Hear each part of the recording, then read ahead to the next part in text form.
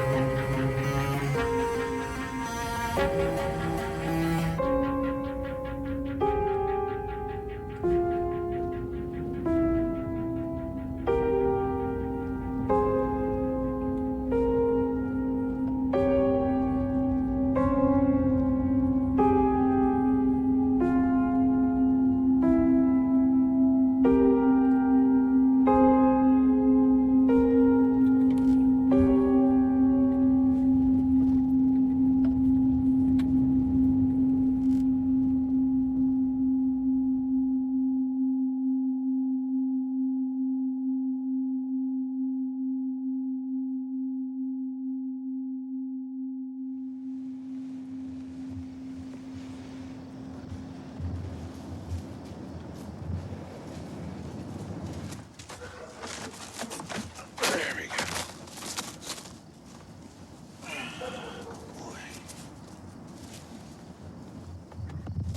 Go potty. Go on.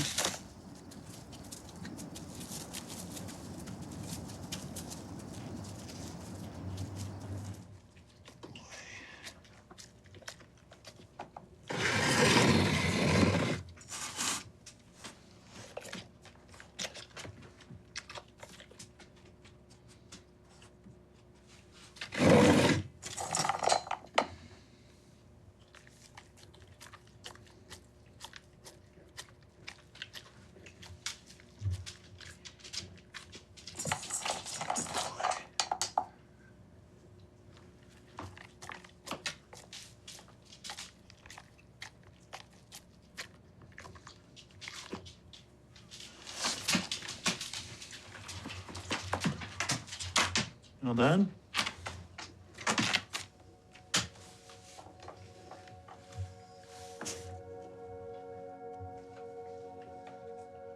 Solomon.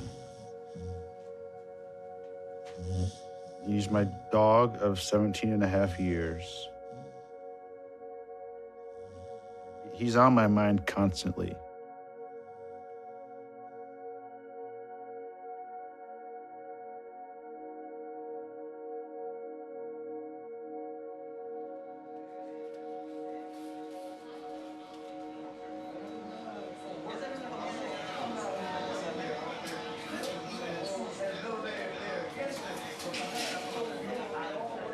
He's been with me. He was with me the whole ride. Like basically since the year after I got out of school, I got him out of college. And then like my whole artistic professional development, he was right there. So when I was alone in my bedroom making art, you know, trying to get a job, trying to get my first design job, he was right there.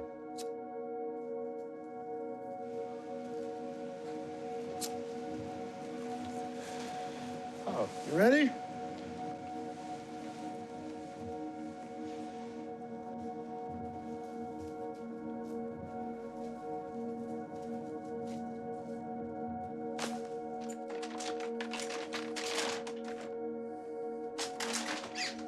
I do think Solomon, I do think of Solomon as a reflection of myself.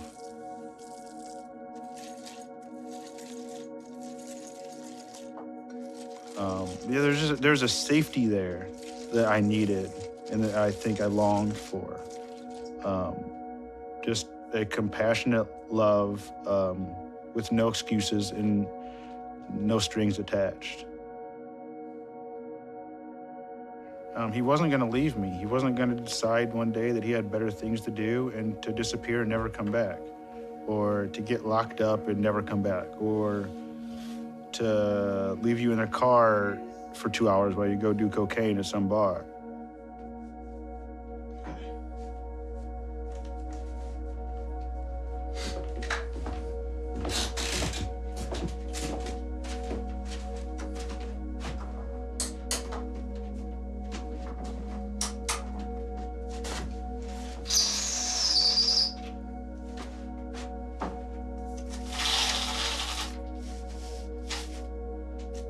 Are you hungry?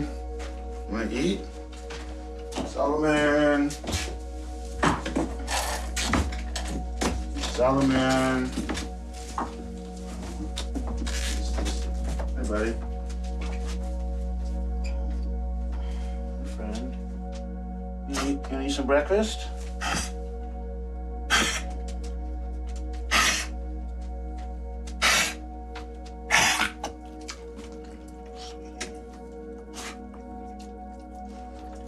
You wanna eat some breakfast?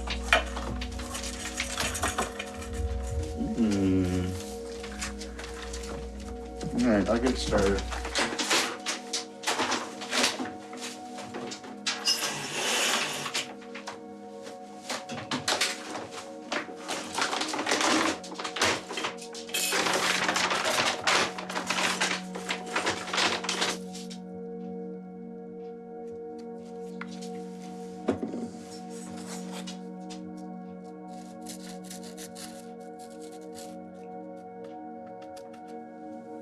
Let's take our meds.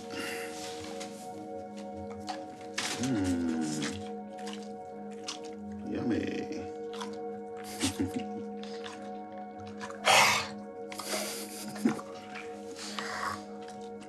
Uh-oh. Don't choke, dude.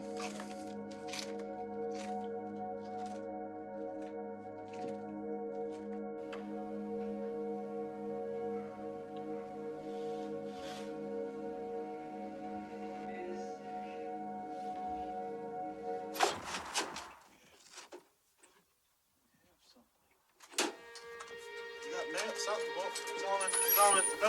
Hey, no.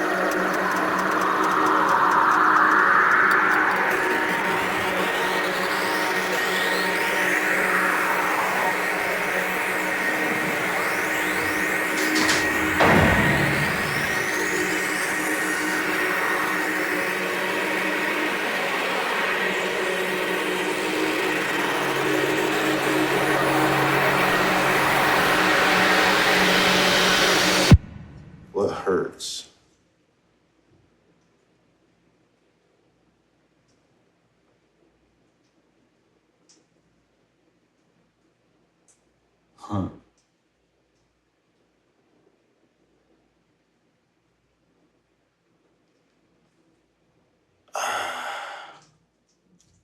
How do you put that into words?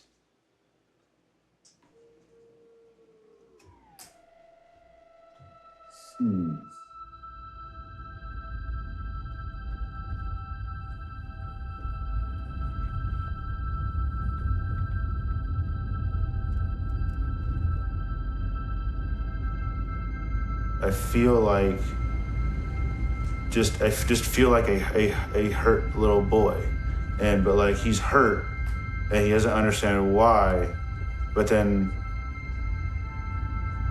no one really takes the time to invest in in kind of trying to help him understand the why.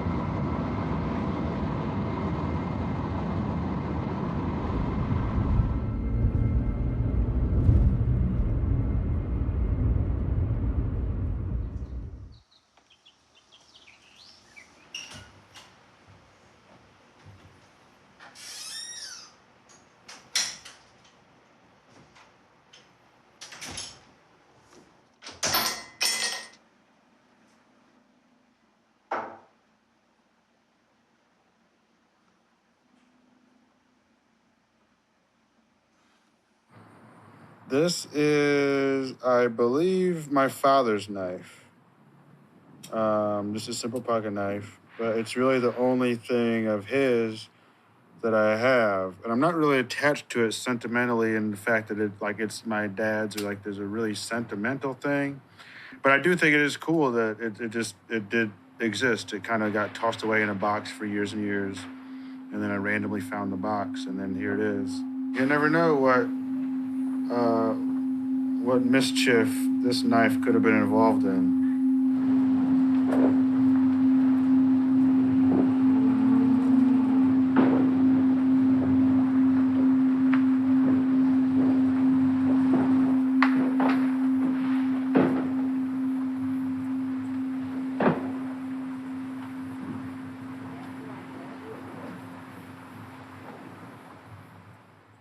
So this is a Tippecanoe County Sheriff's Office arrest report for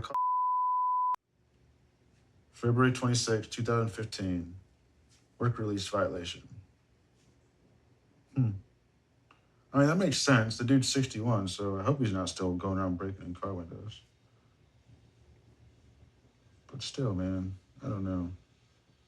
Last time when we were kind of around and he got locked up, went away. He did end up in Lafayette, and I think he was in Lafayette, like working in he was in like a home, shelter, or whatever, and then somehow kind of got out and was helping other people, I think. But then I did hear back. That's what me and my sister heard, but it seemed like a couple years ago that he had got arrested again and probably went back to jail. But yeah, that's interesting. 2015, the motherfucker just doesn't. It's like that's the thing. Like what something's not sticking, dude, you're just going this pattern of over and over and over for like how long now? 40 years. You're just doing this thing of over and over, get in, get out. And there's probably some petty stuff too. It wasn't even probably something where you're not robbing diamonds, you're probably jacking someone for $100 or breaking into a car window or something.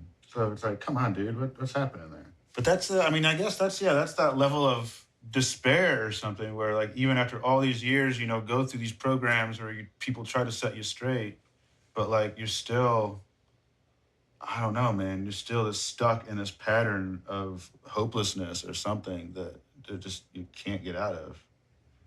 I'm sure that feeling of insecurity and not being okay with who I am in certain physical ways and certain emotional ways, I think that's definitely deep rooted in my history with my father and our relationship, probably in a lot of ways which I don't even I'm not even able to comprehend. Right after my birth, I had to go and have surgery on my legs. I was born with club feet, so that if these are my legs and these are like normal feet, my feet were born like turned in up the other way. So pretty soon after I was born, they did the very initial surgery, and I had a number of surgeries after that to slowly correct my feet and to straighten them out. I was always in wheelchairs a lot, in casts, or in my big Forrest Gump braces. So that kind of made me have to sit on the sidelines a lot and be kind of a kid that was off doing his own thing. That's just wild. My little waist, little Eric, man. Look at that little guy. He just wanted to hang out and chill, play. You want to be cool too.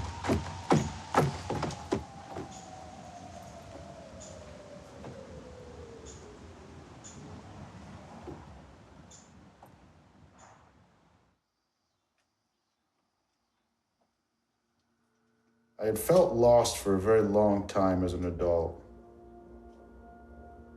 I feel happy, but I'm not happy. I try to be aware of the possibility that I can go to high highs and low lows, but it's hard because anything can kind of set it off, and it feels almost uncontrollable sometimes.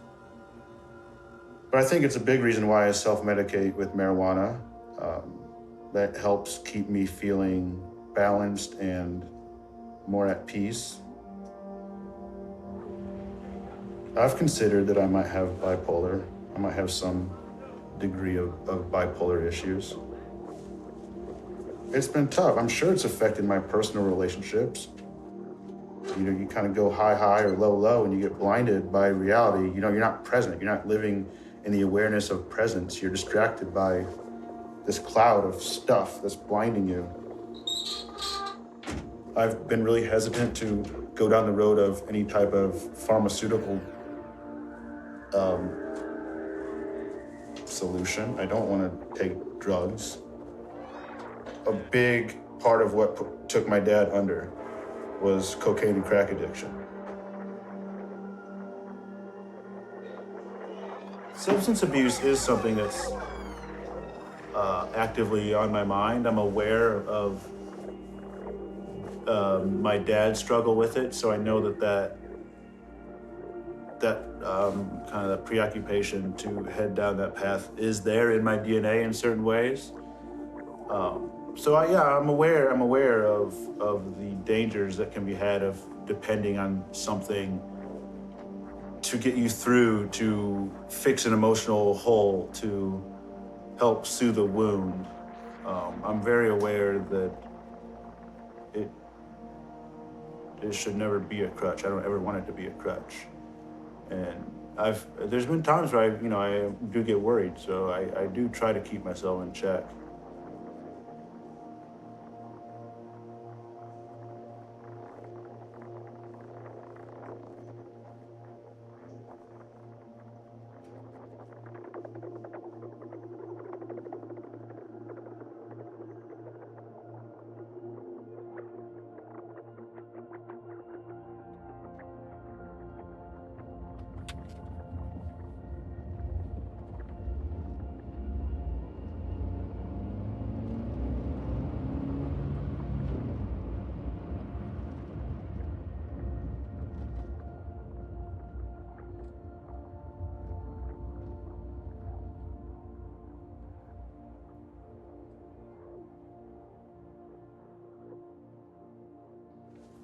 That one is a self-portrait of, I'm just starting on that one. I'm not 100% sure where I'm going with it yet. I love the coloring so far. Yeah, it's kind of, dealing with identity. I think that's what I'm pretty much all about. Are they both you? Yeah, they're both me, just in different poses. Yeah. So I'm totally dealing with the subject of identity, and it's very multi-dimensional. Yeah. It gets thick. Yeah, it gets and especially coming, from a background like you and I have, where it's like multi or biracial or Yeah. whatever. So so you have each side, and I've sometimes I feel like I can't really embrace, like I can't go into a barber shop, in the Ninth Ward, take a picture, and I don't feel like that's really. That's an appropriation of somebody else's culture, because I'm in the middle. Yeah, I definitely feel that way. It's just a fine balance of even like, because things I want to speak on or provide an opinion on, but like there's so much of this the Black experience that is so foreign to me. Right. That even though everyone else to the outside world, I've been perceived as a Black man. Right. But there's so much I can't. I don't have the right to speak on a lot of things. 'Cause in so many ways, I've also seen privilege. Yeah. In different ways, lighter skin, things I'm not even aware of. Right. So yeah, that's definitely a fine line that I'm still trying to figure out how to deal with. Is how to go into those spaces and feel yourself without feeling like you're, I don't know, it's like you're just kind of in something you shouldn't be, or projecting something that isn't, or exploiting somebody else's culture just because you kind of look like them. You know what I mean? I kind of look like you, so let me take a picture, and I feel a little bit that way about the baby dolls, but I feel like also that I've formed like some really good relationships with them. Yeah. And so I think it's something about the relationship like makes it okay. I've always struggled with trying to find that, where's that thing? 'Cause Right. there's Black, but that's not me. So I can kind of pretend, not pretend, but I can try to grasp at that. But then at what point am I exploiting certain things and just because I don't have anything else? Yeah. So that's a struggle, I feel. Are you like your last name is Stein, so I'm going to assume that your father is white. No. Oh. Good assumption though. No, actually, my mom was white, dad Black. They never married. Oh, okay. So I just took my mom's name, and they had like a 15, 20-year relationship. I see. Never did the deed, never got married. So this is a piece, it's like actually like a maquette, like the first initial piece, just trying to explore and discover the process. It's a silkscreen on a mirror where I have my mother and my father, and this was in the 70s, so her hair is like poofed up and everything. But it's on a mirror, and I'm using like words from my medical background to describe certain things. Like this says smooth keratin alignment, referring to the smoothness of her hair. And here it's like friable keratin shaft, referring to the more of the kinkiness and the coarseness of the hair. And then I talk about a bony, narrow dorsum, and here. What did I say? Oh, increased dermis size, referring to the enlarged thickness of the skin. It's a mirror too, so you look in it and you see like, where do I fit in this? There you are, Eric. Where do I fit in?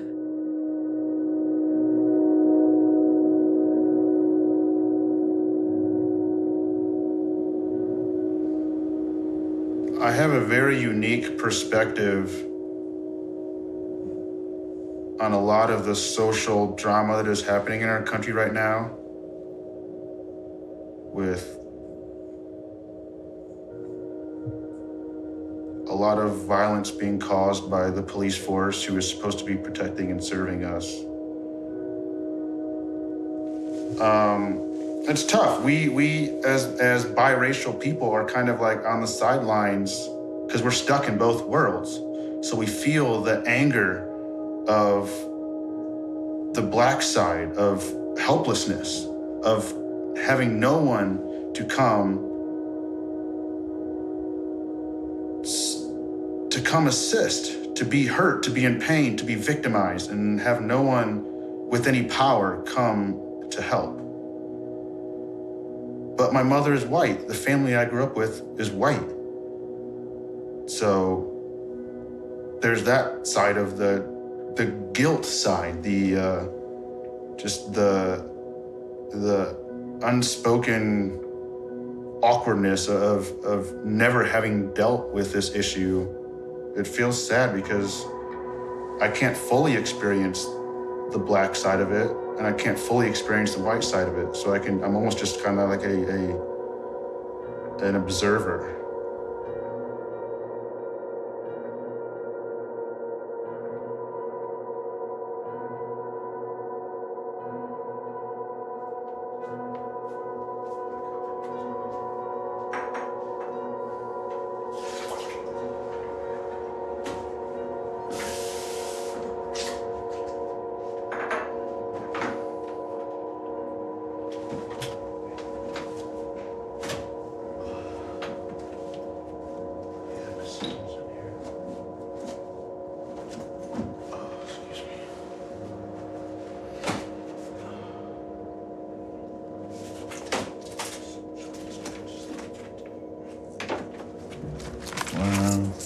It's my mom.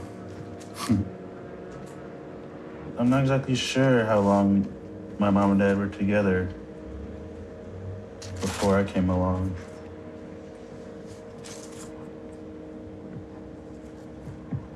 Oh yeah, and then there she must be pregnant.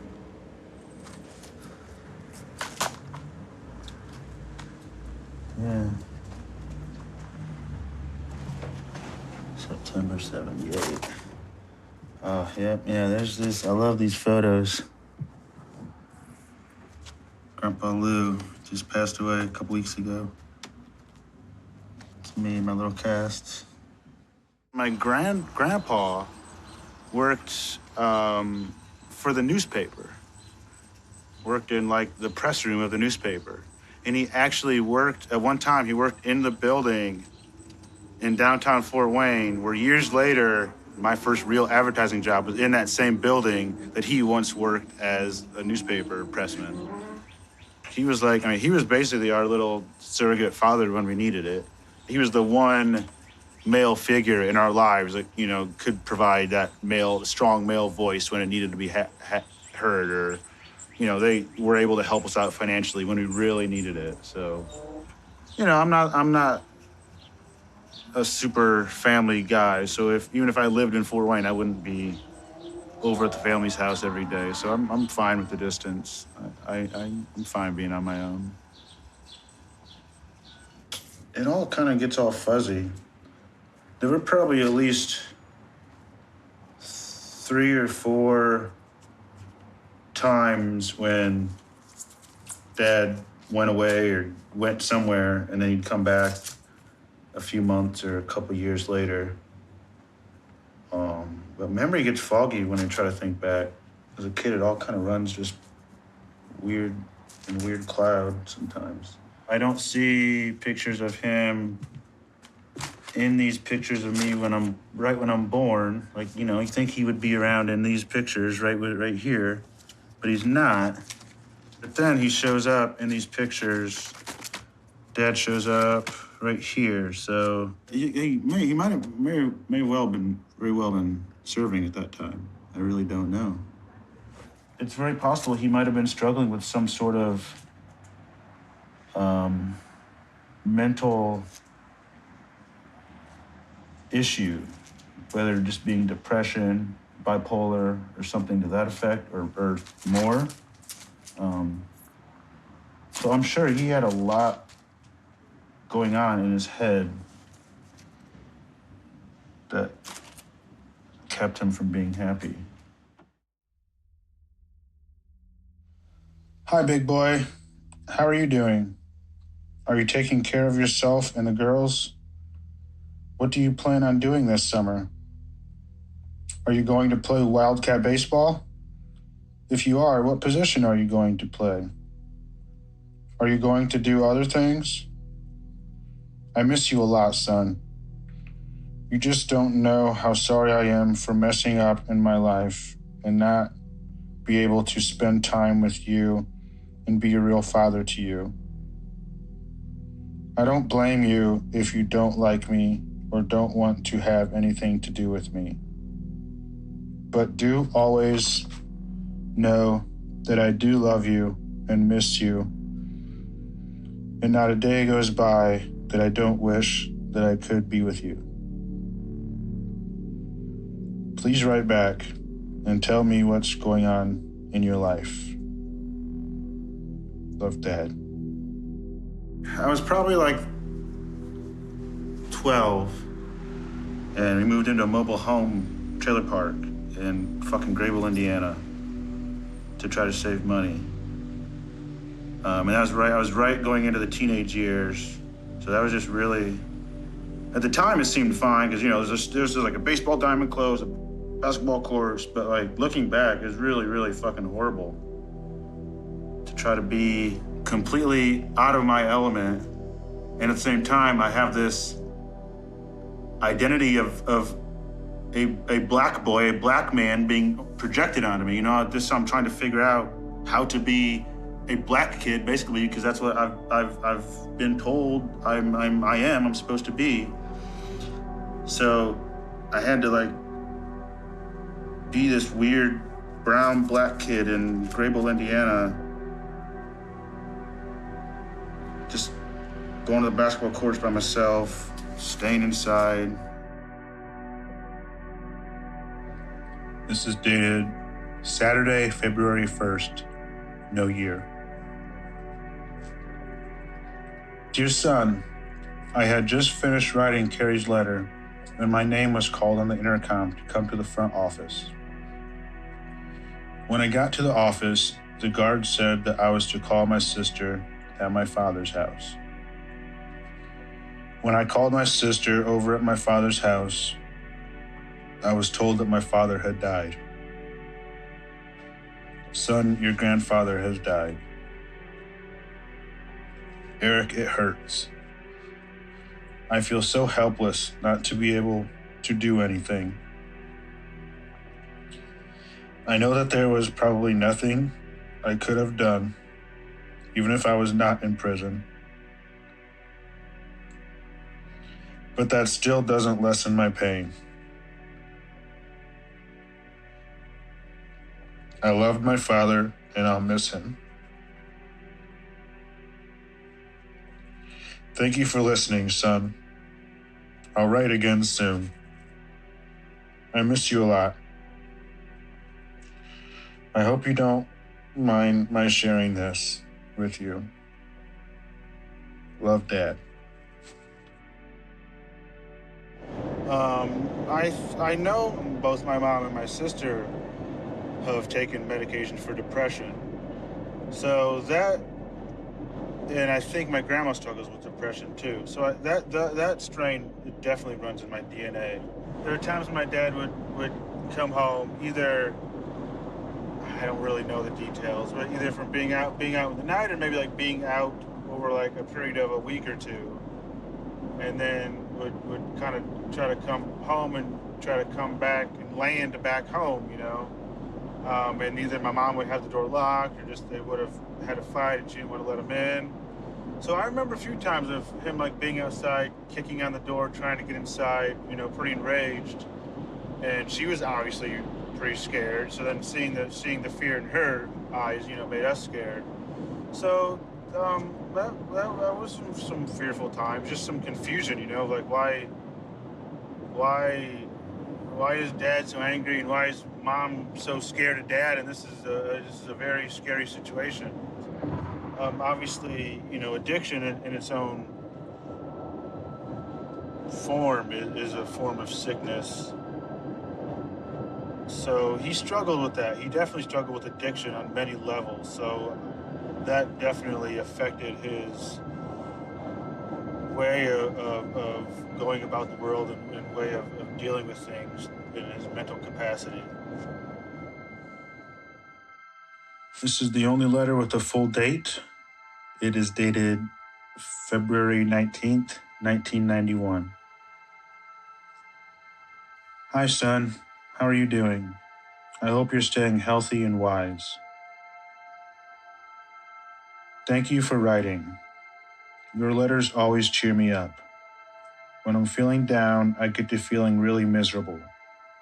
I read over the letters you and your sister send me, and I get to feeling a lot better. How are you doing in school? Have you had any new projects? Been on any trips worth mentioning? Are you involved in anything you would like to talk over with me? What's your girlfriend's name? Ha ha ha ha. I hope that you're minding your mom and watching out for your little sister. You know that those two things come with being the eldest son. They are your responsibilities. I'm doing as well as can be expected under the circumstances. I think about you and Carrie and Mom a lot, and that makes my day go past. But it is boring at times in here. Eric, thank you for putting in a prayer request for me. And I want to let you know that yes, I have overcome my addiction. And knowing that you are praying for me and standing firm in your faith and belief that I will overcome my addiction strengthens me in my recovery. Do you understand what I'm saying? Your love is my best medicine. I do so miss you, my son. Well, I'll sign off now. You take care of the women folk, okay? Right back soon. Give Carrie and Mom a hug and kiss for me. Better give Mom 2 hugs, okay? Love, Dad.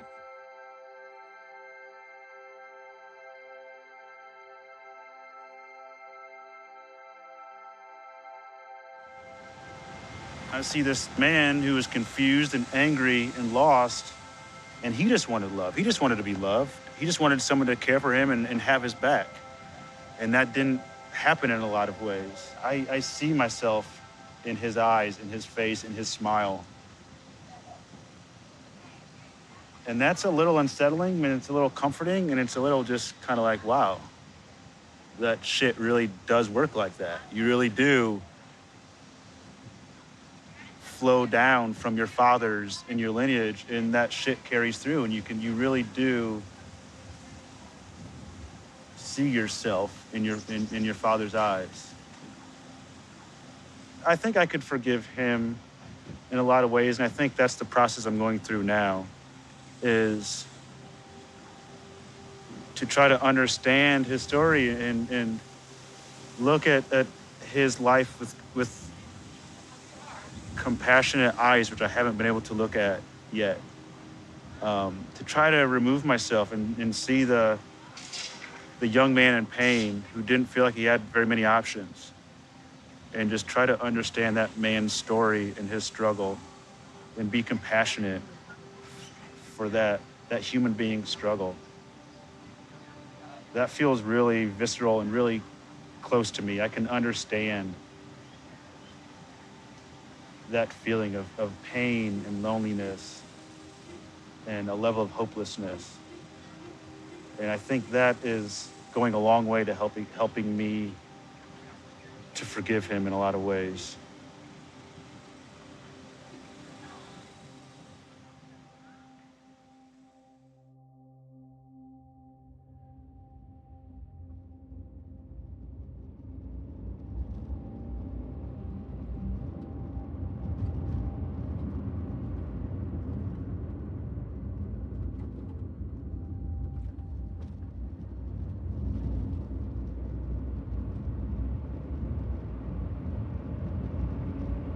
It's weird just to think about the sets of lives we lived. I can't imagine being 70 and looking back at all the chapters of your life and the people, the groups of people you knew, the things, the places you were at in different times in your life, and how they were kind of sectioned off in different ways and became literal chapters of your life that you could flip to,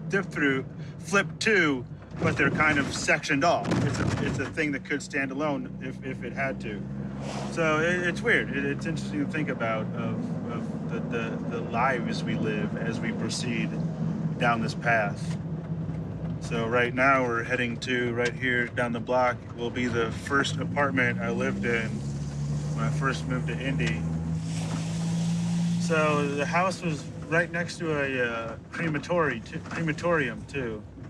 So you would wake up or come out every now and then and just smell like what had to be burning flesh smoke in the air. I had that bottom half, and a couple of cool Mexicans lived on the top. Let me share their internet. Really cool dudes. That was 2 lives ago. I've since had 1 life, and now I'm in another life.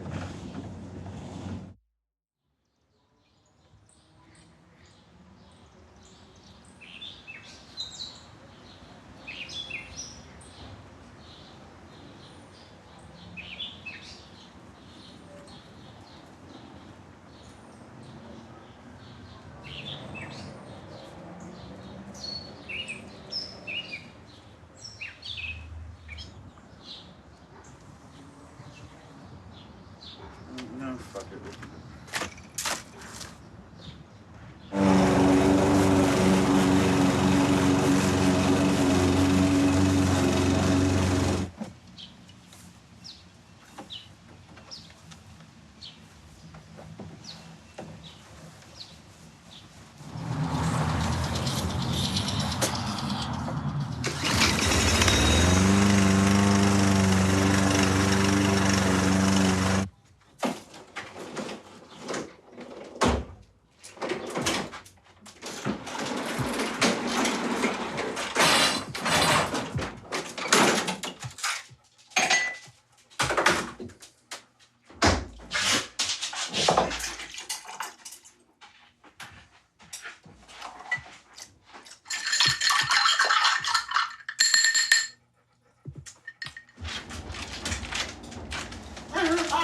Oh my god! Oh my god!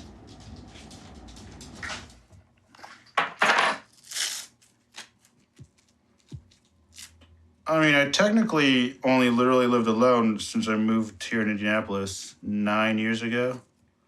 When I had my first apartment here in Indy. Before that, I kind of had always lived with roommates or girlfriends, or the one time where I kind of was quote unquote living alone. It was really just like my mom was living in a house and there was an efficiency apartment kind of around the side up on the second floor. So I was living in there.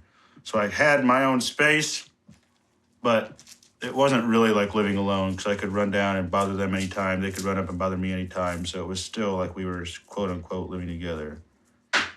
I definitely have a natural personality that kind of leans toward wanting to have my own space and wanting to have my just my privacy, my private times where I can kind of go into my own world.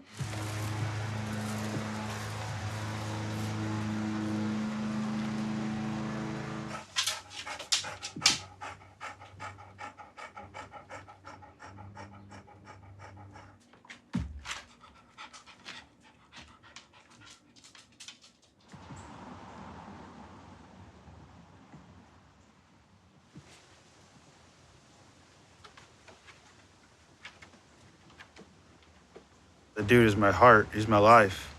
It is the closest thing I can imagine to loving something that kind of was a kind of, I guess, like a child-like situation.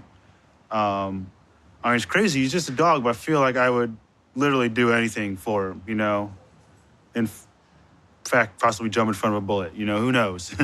But like, it's just crazy. The dude is my heart. Yeah, I love the guy. I love him to death. He's getting old, so it's, I've been kind of working through my mental process of that, mentally preparing for the oncoming, not sure how long. He still is in good health, but he's 16, so. Hey, no! No, he's done that before, and he walks right off the head. Where are you going, bud?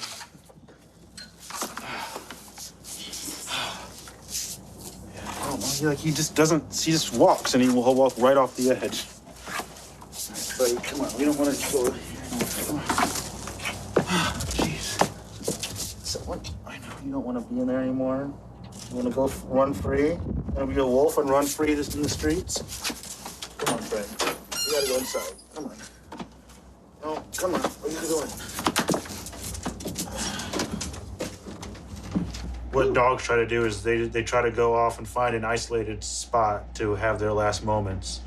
So it freaks me out when he does that, and he'll just go walk to the back of the yard and lay down, like facing away from the house. And it just scares me. And I let him do it for a few minutes, and then I run out there and bring him back inside because I don't know. It's very unsettling. But I also have to respect it. Like, if it is truly his last moments and this is his choice of where he wants to have his last moments, I have to honor that.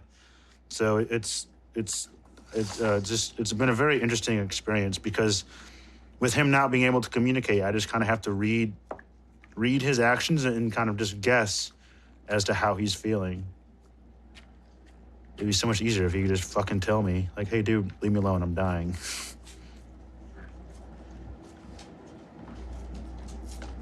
This is love.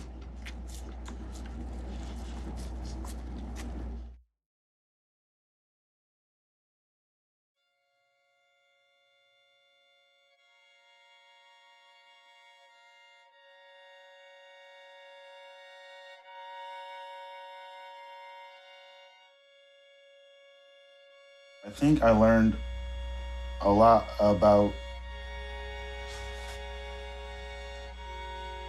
cohabitating with another being by having Solomon. I think he was the first time I really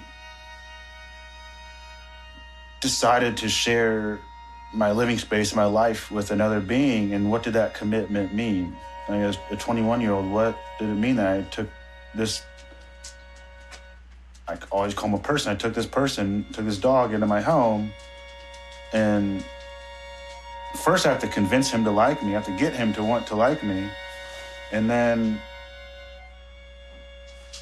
just the daily responsibility of having this thing that wants to love you, and you start to love it, and then you have to care for it and feed it, and just to have that bond of commitment where it is depending on me. He's depending on me to feed him every day.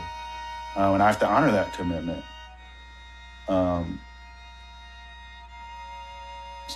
So I think it was such a good experience just to be able to open my heart up and let him in to share some space inside, and just knowing he wasn't going to hurt me, knowing I could trust him with my secrets, and knowing that he was always going to be there for me was such a huge thing to allow into my life.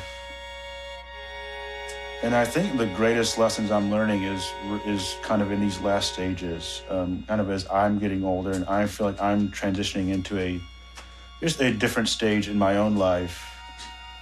I think I'm really learning a lot of lessons on patience and just what it means to live, and then what it means when that life stops living. What does it mean to live your life and then you're gonna die? You know, Solomon doesn't really care about his legacy. He doesn't give a shit about, you know, what he produced, you know, how many likes he got, who thought he was cool. He just wanted to love someone, and then he's trying to have a peaceful death. And to me, that's just the simplest but most awesome life you could try to live, is to just enjoy life, try to love the other things around you, and then go out in peace. Without any attachments, without any worry of who likes you or how much money you have, or, you know, is so-and-so gonna take this house when I die, or who gives a fuck? Just die simple and peacefully.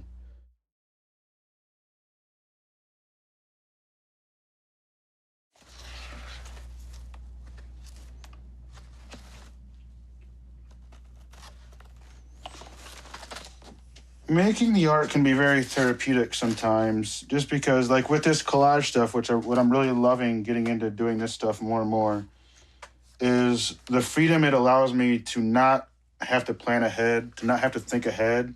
Like I'll just cut a few shapes out, put some lines on, I'll just like go and make something. And that feels so refreshing and so, at the end of it, I just feel so relieved and feel good that I got that out, that I would just kind of and got it out and there it is.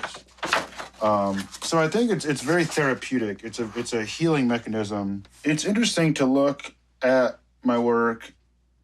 It definitely reflects my unique background as kind of like having these different types of things kind of all melded together that became me. I don't make specific comments, but this is saying something. I don't quite know what, but the choices I made to use specific elements, only black elements in this piece with these colors, this is saying something. So I think that helps my mental state too, just to have this outlet to speak my mind in certain ways.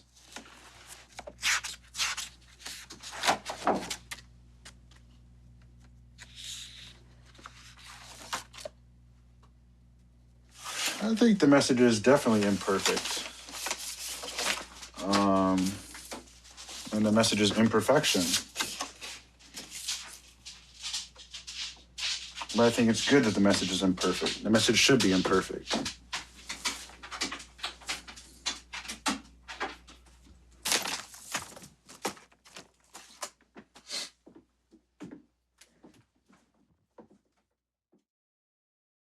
Oh, shoot. Oh, you took them? I think I have them all with me because I took the zine time.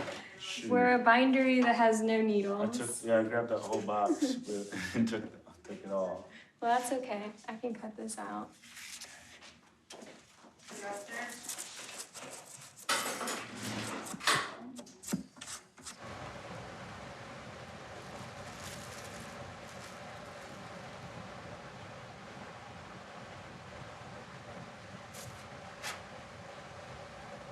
How should I attach these? Should I just like staple it? Ooh, that's a good idea. That would probably be the easiest.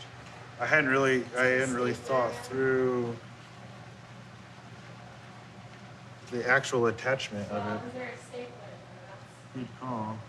There are people that get recognition, especially in this town. It tends to be a bit incestuous.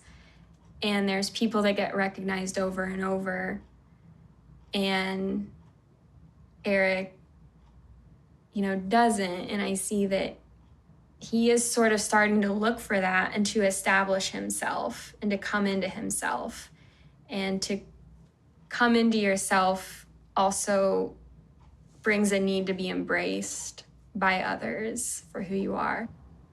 People in the art scene genuinely there's like a collective desire for Indianapolis as a whole to be more recognized. And so there is sort of a helping hand mentality, because as one artist grows, it's good for everybody.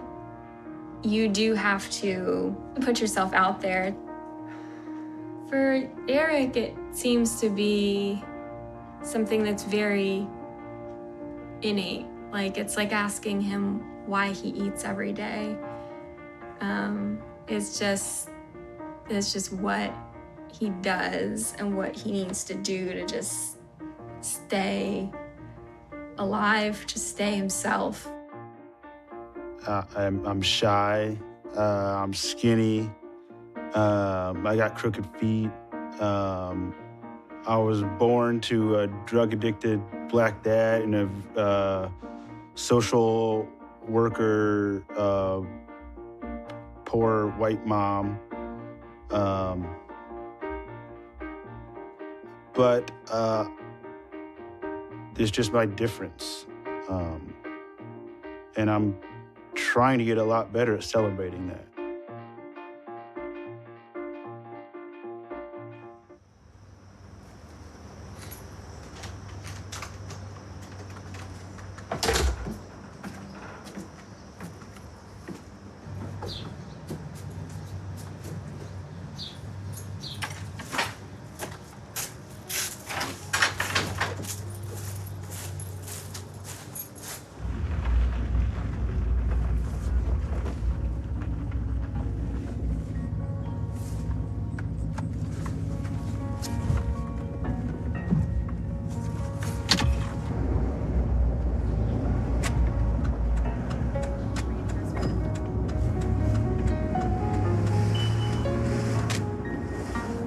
was to make my dad art. There's one photo that I think of where I think it's me, I'm on his back. Like I'm very small, I think I'm naked, but I'm kind of hugging his neck on his back. And I just look so happy. And I think he looks happy too, if I can remember right. But I think there is simple joy, there's a moment of simple joy. And I think that's something that he would connect with. You know, really nothing needs to be said. It would hit him in the heart, I'm sure. And it would just be the unspoken language of love and like, hey, I see you.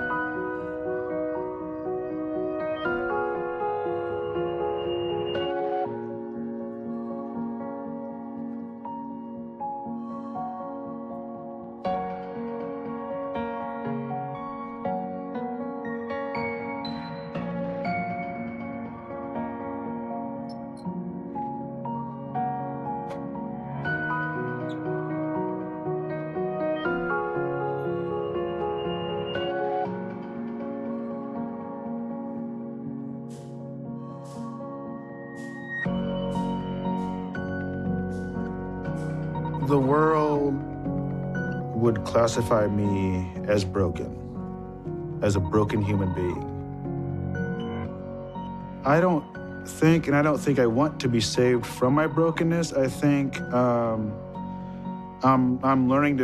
learning how to exist as broken. I have used that brokenness